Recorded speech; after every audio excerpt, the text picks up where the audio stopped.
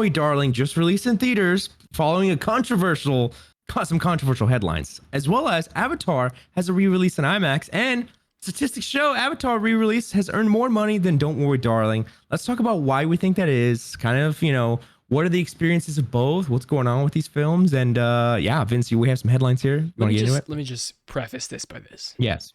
Ryder, Don't Worry, Darling. Maybe the most, people are so invested in the drama behind Don't Worry, Darling and Florence Pugh and Olivia Wilde, Harry Styles, everybody on set, right? I would have guessed, I would have put my money on Don't Worry, Darling having a huge opening weekend for all the drama that's going on, right? But no, I think this probably earned as much money as it would have without the drama. I don't know. Probably even less. No, without the drama, I feel like even not that many people would have seen it if there wasn't for drama. Yeah, which is crazy because I think even pre-drama, this movie looked pretty interesting to me. I was the trailers that we had seen for months and months and months, I was very excited about, but I've had no excitement, not because of the drama, just because I feel like it hasn't time been. Goes on. Yeah, time goes on. Time goes on. There's other things that are more important. But okay, tell me what we got here from this article from Fandom Wire. The re-release Cameron's Avatar, the new re-release, is remastered with sound and picture, 4K resolute, HDR, 60 frames. Oh, I think 30. Yeah, what now, was the 24. frame rate? I heard some weird stuff about high frame rate. You saw it. I didn't see it. I think it was so they started off, it was 2K, 24 frames was the original. Now this is 4K 30, something like that. It's not 60 or something. It's a little bit more. Sure. So coming to the main point, despite there being much anticipation about Olivia Wilde's new psychological thriller, which, might I add, Olivia Wilde, the best part about this film was her directing. Really? Surprisingly, yeah. Okay, all right. Yeah, we'll get into that later.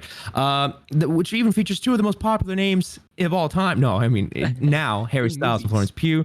The remastered version of Avatar has earned more than Wilde's latest movie. Now, the people at Warner Brothers should be taking this seriously, with Black Adam being their only upcoming project in October that is planned for an international release. And the way that Don't Worry, Darling just fared could be foretelling of Black Adam's box office stats. Good God. Which is scary because I'm sure you've seen it. People are saying, wow, but I guess Warner Brothers Discovery is really relying on Black Adam here to save them. And will it, Ryder? Potentially. I really put my thoughts together when it comes to Black Adam, and I'll have to talk to you about it after the podcast. I'm excited. Very clear stuff.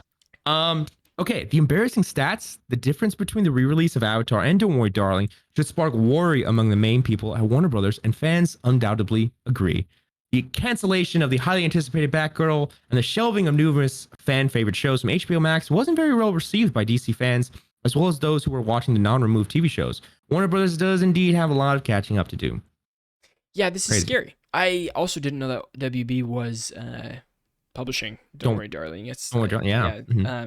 So for them having a pretty bad weekend, I would say, for this movie, pretty bad opening weekend. Yeah. To then just have Black Adam for the rest of the year is scary, dude. That's very, very scary.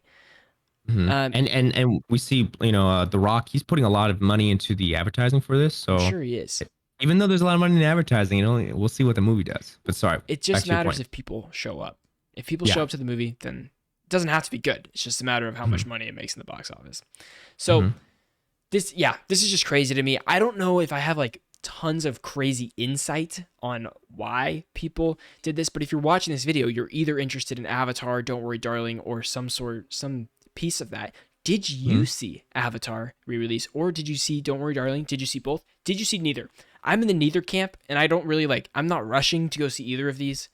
I'm kind of an Avatar hater. I know. I gotta rewatch. I'll rewatch it. I'll give it another shot. Give it another shot. Before watching it again, there is one little clip that they added, probably 30 seconds of a clip, and then a post-credit scene hinting at Avatar: Way of Water. Well, it is a clip of Way of Water. And I will say, with the new restoration, this movie, story aside, is a spectacle of a film. Okay. I will say that. So maybe awesome. That's it to go see. Yeah, I would love to see the 3D dealio on Avatar. People said it's really cool, and I don't really. Did you see 3D? Yeah, it was IMAX Real D 3D. It was the whole thing, dude. It's crazy. That's insane. And I hate 3D. I can't do it. It messes me up. But I was like, this is great. All right, I'll do glasses on top of glasses, and we'll figure this out. My mom too. She was like, oh, gotta do that. Yeah.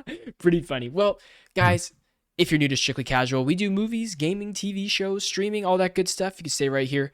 If you want to listen to this full podcast, you can go to podcast services and just type in freeze frame strictly casual, and it'll be a yellow little bubble. It'll say freeze frame. You click on that, baby, subscribe. It'll hit your feeds when we have new episodes out every week. And if you want to watch the whole video podcast, you can become a member right here on Strictly Casual. We love you guys, and we will see you on the next clip. Peace out.